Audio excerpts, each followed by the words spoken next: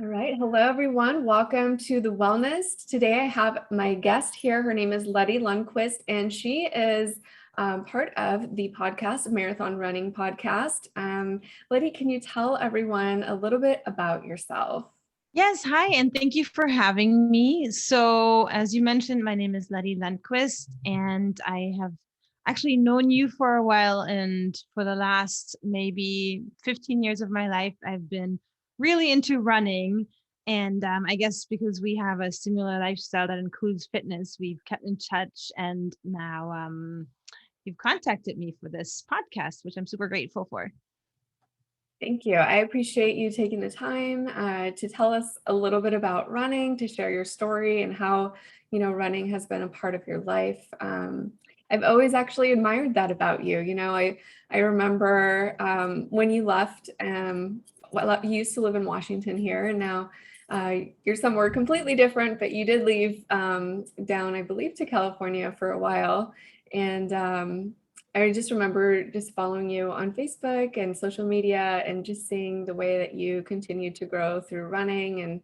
And even after having a child, it was something that continued to be a part of your life. And I just really admired that and your dedication to your wellness. Can you tell us a little bit about how you got started with running? Yeah, and thank you so much for saying that. That was super nice. So I didn't really start running. Well, I ran in high school track, but I lived in Ecuador for a year or two. So I guess I was just recruited because they needed an extra body. I didn't train for running. I just did whatever relay they asked me to. And that was it. And then I picked up running again after college. I was 22 and started working at a law office in Seattle. And so there I was dating a guy that was a runner, and he talked me into running a few miles with him here and there. So first time I stepped out the door, I think I ran a total of 2 miles, and my face was bloodshot with white dots on it, and I couldn't even breathe at all. And I don't know what that was, but something about that woke something up in me because I'd never tried to push through something hard, I guess, in my life. If, working out, if something became hard, I wouldn't really go follow through with it. And dating this guy kind of got me into that position that it was just kind of like, okay, we're going to go for a run. And I was okay with it. And it kind of blew me away how fast your body adjusts to running and how it's not as hard the next time you do it. And don't get me wrong, and this is the common misconception about running, that people think that some people are born to run and it's not hard for them. But I actually beg to differ, because I've talked to enough runners to know that it doesn't get easier for any of us. Because as soon as we adjust to a certain pace or a certain distance, then we're humans, we're trying to do more and more. And so we keep pushing and it keeps getting harder and harder. So there's really no easy running. It's what comes at the end when you're finished running. It's that feeling that I guess keeps us coming back to it. I'm really glad you say that because I've never truly been a fan of running, and I just feel like what you just mentioned, your first time running, bloodshot with the white spots on your face. I'm like, that's me every time. And I guess that's motivation for me to keep trying because sometimes I just think I'm not made for it. But thank you for sharing that. It makes me actually want to try and see if I can get used to it or can do a little bit better every time. Yeah, no, and it's so true. I mean, I guess what I feel like most people don't allow themselves to do because it's hard is fail so much that you quit, whereas we should keep pushing. And if you allow yourself to sign up for a 5K or a half marathon, and that feeling that you get when you cross the finish line, it's amazing. And I run not because of I know we'll talk about benefits later. I'm not running because I want to be skinny and all these other side effects that automatically come with it. I do it because I love the feeling and the fact that the mental aspect of it is just Mm. pretty up there. So if you allow yourself to cross that finish line, it's definitely life changing, I think. That's great. I'll remember that next time. I do remember trying a 5K one time, and as soon as I got like winded and tired and that red face, I just kind of gave up running and started walking. And I think if I would have kept running, the finish line would have felt a little bit different than like finally it's over. So Yeah. I'll definitely give that a try next time I have the opportunity. So you did mention different things that people kind of look forward to when it comes to running. Um, at what point did you start to see the side effect benefits of running? I think I saw the physical aspect first. I've always been pretty stable with my weight. I'm always, if I'm not running hard, I'm around between 125, 130, and that's just naturally where I gravitate to. If Mhm. I'm running hard and training for a marathon, it gets lower, and maybe I'll go as high as 132-ish. But when I started running, I think I was at that 132, 133. I don't weigh myself, but I think it was that. And after running a few months, people kept commenting, "Oh, you're getting so small. You're getting so small." And, I didn't really realize that because I was just living healthy. And a lot of the stuff is also muscle weighs more than fat, as you know. I mean, it's denser. And for that reason, so that's one of the side effects if you're looking for losing weight, then that definitely helps in that aspect. But I feel the biggest change or benefit to me is just the mental aspect, the self-confidence, the discipline, and we can go into all of those more if you want to. Yeah, I would love to. Yeah, go for it. So when it comes to discipline, um it's just one of those things that we just talked about, that if you keep pushing and pushing and pushing, you get some side of effect and some sort of effect, I'm sorry. And with running, if you're training for a marathon, I've done a ton of them. I've done some that were not trained because I did them in law school. It was just mentally to finish it. Or if you train hard and you create new habits. And the marathon is just such a big metaphor to life because it's literally whatever you put in, you get out. Mhm. Right now, I'm training for a marathon. I'm running a crazy amount of miles. I'm running 80 miles every week because I want a certain goal. And that's not something that's obviously sustainable because your body will, develop stress fractures and all of that stuff. But I know I only have 4 weeks left of this. And if I try really hard, I can make it happen. And never in my life did I think I could ever run more than 30 miles a week. I wake up at 5 o'clock in the morning and I just get out and do it because it's just part of your life. And I feel like with the marathon, that sort of stuff spills over to other aspects of life. If Mhm. you want to be a lawyer and you want to go to law school, you have to give it your all in order to do well. If you and I both wrote books, and it's a very difficult experience and it requires a lot of time and editing, but nobody else is going to do it for you. So if you want to have a book written by you, then you have to go do it. And your engineering degree, it's all work and then there's a benefit. You're not going to get anything if you don't put in the work. That's So to me, that discipline that you get from running is just reinforced by everything. Yeah, that's so amazing.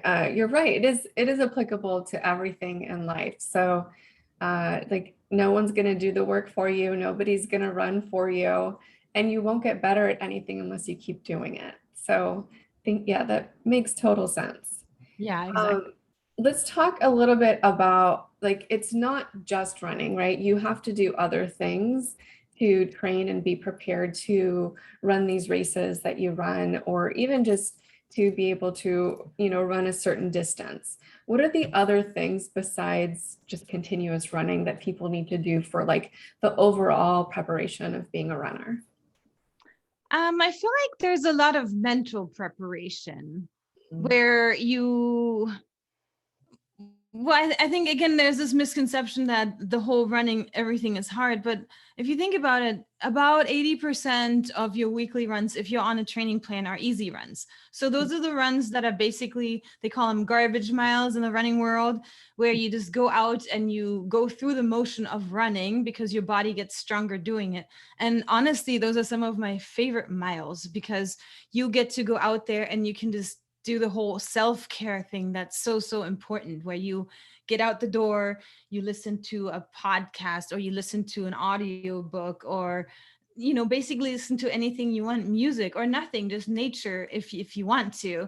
And it's self-care, and to me running is like yoga. I'm not good at yoga, and I could do better trying it, because I know the stretching and all that stuff is so important for you. But you get out of the house, you can be in nature, smell the scents, hear the traffic and all that stuff. And so to me, it's almost like meditation time when I'm out there running, because I'm not always straining myself, I'm just doing it. And if you're a mom, that could be your me time. I used to have a jogging stroller with my first kid, and they comply very well until they're 6 to 8 months old, and then they have their own opinions, which is wonderful.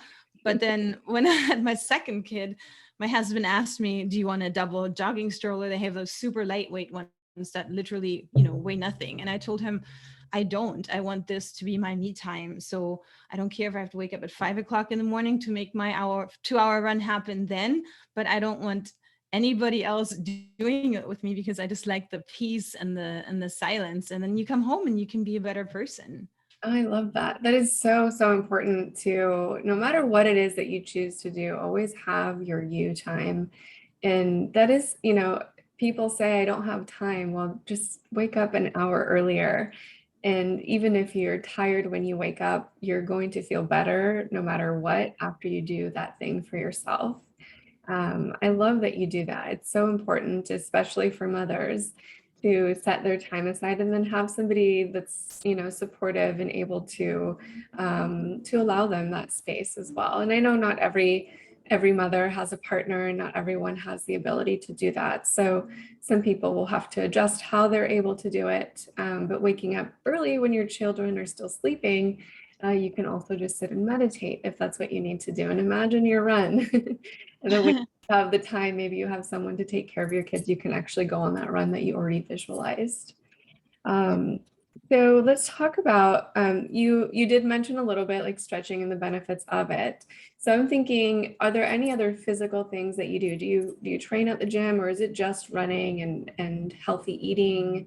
What are the things that you're doing to be able to still be a great runner? So definitely healthy eating and cross training, of course, because you still need to have the ability when you're running 26 miles to have a strong upper body, because you're swinging your arms when you're running. And of course, you want to have strong glutes. If you live in a place like me, Florida, it's super flat. We don't have hills. People literally stand in front of bridges and run up and down bridges, which is a crazy sight. But for that reason, you might want to do a few extra squats and stuff like that. And I'm at fault for probably not cross training as much, just because I feel like I love running because there's a finish line and I can celebrate that, versus if I'm in the gym, I am just in the gym. I don't feel like I'm getting an equal amount of benefits, but I know that I do by just becoming stronger. And what is a like a typical day of eating for you like? So my eating, well, now that I have kids, there's a lot of kids food in there, which probably shouldn't have, their leftovers and stuff like that. But really, in the morning, if I have a hard run that's longer, I try to fuel with something, maybe, a bagel with some peanut butter, because I know I'm gonna need that sugar. And then but normally I don't eat before I run, if it's just a regular run during the week. I come home and I really do like oatmeal, so I stick some bananas and blueberries and flaxseed in there with almond milk, and I make that. And then I do snack a lot. I don't eat meat, so there's cheese, eggs that I do eat. And then I try to eat like a salad at lunch, or depending on how hungry it is. In the middle of a training like this, I really don't give myself many restrictions. I just give in to whatever cravings my body has. And I've always learned to stay away from super unhealthy stuff. So whatever I crave is not going to be anything crazy. And then in the evening, same thing as lunch, kind of depending, I have other people I'm living with, so I'm not going to cook double. So we'll just see whatever everybody else wants to have. And if it was ideal, I'd probably have a salad or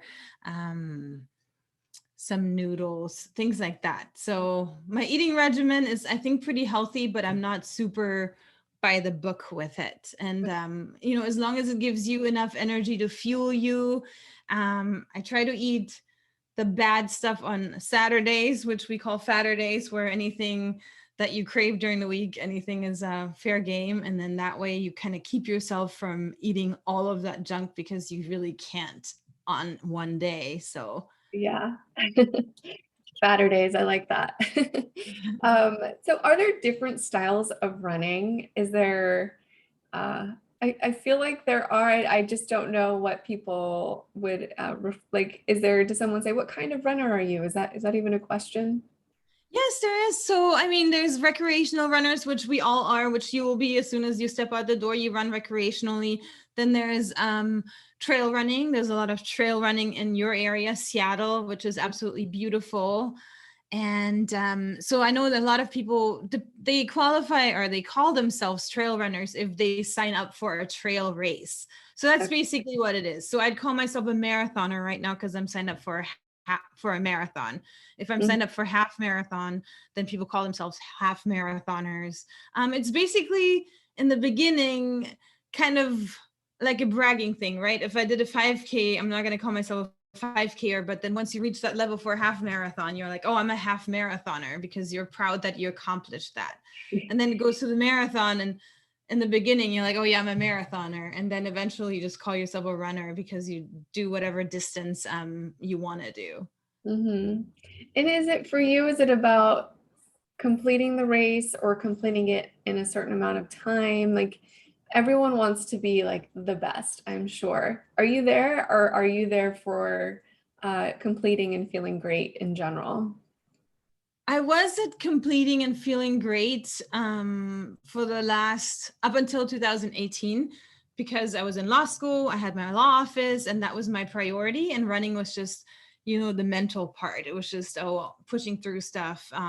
But if I'm too busy at work, I'm not going to train. Then I Mhm. had my second child, and I'm getting older. So then that competitiveness awoke, that everybody says once you turn a mom, you're gonna get fat and you're not gonna look the same, and everything is gonna change and you're gonna be wobbly. So when I got pregnant, I was ready to let go of my body, because that's what I was told. You let go of it and then I am gonna be okay no matter what, because I'm gonna have my beautiful children. But then my body bounced back quicker than I expected, and I figured, why do I not try to do something faster? Because I wasn't working at the time. So then it became this whole thing of how fast can you run them. And I happened to meet my running coach, who was an elite runner and almost beat the world record in the 80s. He Oh, wow. lives 2 miles from my house. And so he put me on this training program, and I shaved off a tremendous amount of time. So now I do go for the time qualifiers. And when I run a marathon, I don't stop at the beer stops anymore. I actually like power through, and I try to go as fast as I can. Wow, that is really cool. What is your record right now? Do you have that for either for distance ran or for time? Yeah, so my fastest marathon I did in 3 hours and 18 minutes. I have no idea if that's great, but awesome. I don't know. I don't know time. Yeah, so I mean, average. So to give you a picture, I ran around 4 hours when I wasn't training. So Okay. it is Wow. quite a bit of time for that. But I'm also training more, and I'm taking it serious now. Whereas before, Mhm. it was just to finish it. Yeah. And how long does it take to train? So I know for me, if I'm just training, if we were going to call it that, for a 5K, it's not going to be as intense, maybe, who knows, maybe I get competitive and I'm like, I just want to be the best immediately. Or for you, someone who, so I guess on both ends, a novice, how long should they give themselves to prepare for their first race? And then someone who's already at it, like what's the average time frame where you're like, okay, I have to start now? Yeah, so for a new runner, you could probably do a 5K in maybe 10 weeks. There's these programs called Couch to 5K where people sign up, and it's literally run, walk, and build up that bit of endurance that you need for a 5K. And then they recommend not running marathons until a year or two after you start running, just because you don't want to get injured. The worst you can do is to jump into something and your muscles aren't used to it, but you want to, introduce yourself to have a consistent running base. So Mm, then marathon cycles, they call it, for runners are probably around 16 to 20 weeks. But again, those cycles tell you, wherever you find those plans, they tell you, okay, this is, if you're already running 20 to 30 miles a week, then this one is the plan for you. okay. And then of course, if you want to go super crazy, then you have a base that's already high mileage. And then the last 8 to 10 weeks, you add in speed work. Oh, all right. A lot of stuff. Like I have 10 weeks. Give myself 10 weeks. And then also I've always been curious because it takes a lot of energy to, run for that amount of time and that distance. What is I guess maybe, I'm guessing you have like a food kind of intake limitation or certain strategy for how you're nourishing your body just before the race, maybe the day before, and then day of. How do you manage food for that? So as you get closer to your race, so probably if you're running a marathon, the week before the marathon, it's called the taper week, where your mileage drops down for your body to save energy.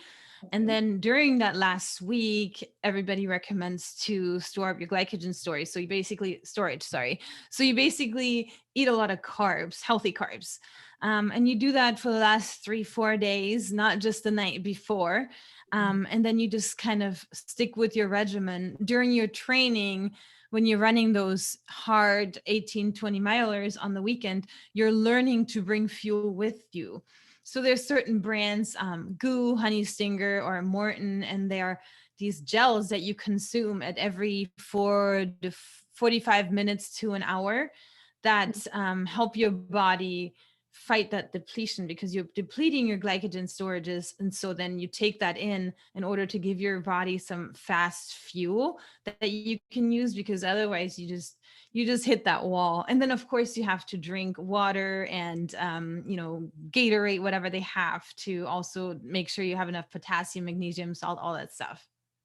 And so during these marathons and races, I volunteered for one. Do they always have those stops where they make it available to others, or are there races where you have to provide it yourself? So they always have it available. And I guess, the more intensely you train, the more you pay attention to what brands they provide, because you want to use something that your body is already used to consuming. Otherwise, you can have some really severe GI distress during your race, and all that training goes to nothing, because, this is basically your showtime. Okay, so I'm gonna ask a question because you kind of opened the door for that. I remember volunteering at a race once, and there was like a baggie with human poo in it. And is this normal? Like, what's going on? What's going on when people are running? Like, help me understand. So when you're running, your body takes a lot of its blood and takes it away from you, from its digestive system, into your arms, lungs, in order to work hard. So Mhm. that's why it's super, super, super important that while you're training, you figure out what works for you and you don't try anything new. That's why it's super important that you load up on easy carbs, and not fiber and that sort of stuff during your running. Because if you have GI distress, I mean, I have some stories for you too of things that you see when it happens, people running into bushes and stuff like that. And it's really unfortunate, but there's nothing that you can do about it, except for hope that you have enough time to find a porta potty, which, most commonly people don't get GI distress to the point where that baggie of human poop needs to happen, but I'm sure it can happen. I've seen some on the run before, Yeah. and it's unfortunate because it's a huge embarrassment for that runner to be in that situation, or they cross the finish line with crappy pants and. Mhm. Well, I guess the good thing is that they put it in a baggie and didn't make somebody else clean it up. So, but thank you. I was really curious because, especially when you're running for so long, like a full marathon, there has to be a moment where nature calls, right? And you have to figure that out. Or maybe that's part of the training is learning how to like eat in a way that that's not going to happen, I'm guessing. And that's the ideal way of doing it. So, we talked about what you do during the week before. You obviously hydrate, but you don't overhydrate to the point where you have to stop and pee, because that's going to kill your time as well. Hopefully, you figure out how to eat your goos or whatever gels you have, so that way you don't have to stop anywhere. And, because if you're running hard, you're going to be running for 3 to 4 hours, and that's really not that much of time. Mhm. And I appreciate you sharing all that information. So I just want to go back a little bit to running because you mentioned like you were getting older and people like mentioned the way our bodies would change. Well, naturally, our bodies do change, and over time, is running something that you believe people can continue to do until end of life? Is there a way or an age where like you notice people just start to slow down with the running? Yeah, so I mean, I know a lot of people from my running club in LA, which this is a funny story. I'm going to share this. So I was 27 at the time I moved to LA, and I joined this running club, and it was all ages of people. There was people in their 20s, 30s, 40s, 50s, 60s. So this little lady in her 60s was standing there, and they were telling me that the course they're going to run is an 8 mile loop. Hadn't done that much in a while. So, it was kind of newerish. And I figured, okay, I'm just going to stay with this old little lady. Well, they started running, and the old little lady took off and went up that hill. And I was definitely sticking with the kids that are in their 20s and not her, because she was the ringleader of the whole pack. So, um, meeting people like that, and that wasn't the only one, was very eye-opening, because I do believe that running is a very almost eternal sport, something that we can stick with and stay healthy with for a long, long time. But again, it depends on you and your body and how much you've beaten it up. My running coach, for example, he's in his early 60s, and he ran probably 120 to 160 miles a week in his 20s and 30s, because he was, trying to beat the world record, and he can't run anymore. And he says it's because he beat up his body. So you have to find a happy medium that's sustainable. I will not be running 80 miles for more than another 4 weeks, and then I'll go back to the lower end of the mileage, because I do want to keep the sport for forever if I can, because it's beautiful. It's a beautiful way of meeting people, meeting friends, and traveling the world by having a marathon to go to, and things of that nature. Thank you. One question for you. What do you think you have learned most about yourself through your journey with running? That's a tough one. I mean, so much. I mean, basically self-confidence that I can do anything I want. If I work hard at it, I can do anything I want. There's really nothing that scares me. If you're telling me, Letty, we're going to go rock climbing next year and you need to get ready for it, I have no hesitation trying to take a class and doing it, because I know our bodies can adjust to so much stuff. And Mhm. so, I'm ready to challenge it. And yes, of course we do get older, but I don't think we're quite there yet, speaking, you and me particularly. But there's so much that we can do, but not even just physical sporty stuff. Also other things we can accomplish in life if we want to. We can really do anything because, I mean, if anybody else has done it before, why wouldn't we be able to do it? Right. Yeah. Is there anything else you want to talk about or advice that you want to give? I mean, my advice is always for everybody to consider all the benefits that running has, that are potential for you. So running is a good way to lose weight, which is why a lot of people start doing it in the first place. It's an antidepressant. It helps you control diabetes. There's studies that runners are less likely to get Alzheimer's. There's a lot of stuff out there that shows you that there are those medical benefits. Also, runners that you meet are amazing. I feel like running is the one thing that brings people together because you share a hobby. It doesn't matter how old you are. It doesn't matter that you're not wearing makeup when you meet them. It's just, I don't know. I just love it so much. So I encourage everybody to just give it a shot and see how they like it, and try it more than one time. I just remember that I do have another question because I think about, when I've tried running, what is another like holdback for me? And it's actually my footwear. And having the right kind of shoes. I remember running in a brand new pair of shoes that were supposed to be for running, but then I got blisters and, behind my heels. What is the recommended, or what is the best shoe brand footwear to use for running? That really just depends on your body. I would tell you to go to one of the local shoe stores. They measure your body for your feet for how much they pronate. They let you try shoes and see how you run.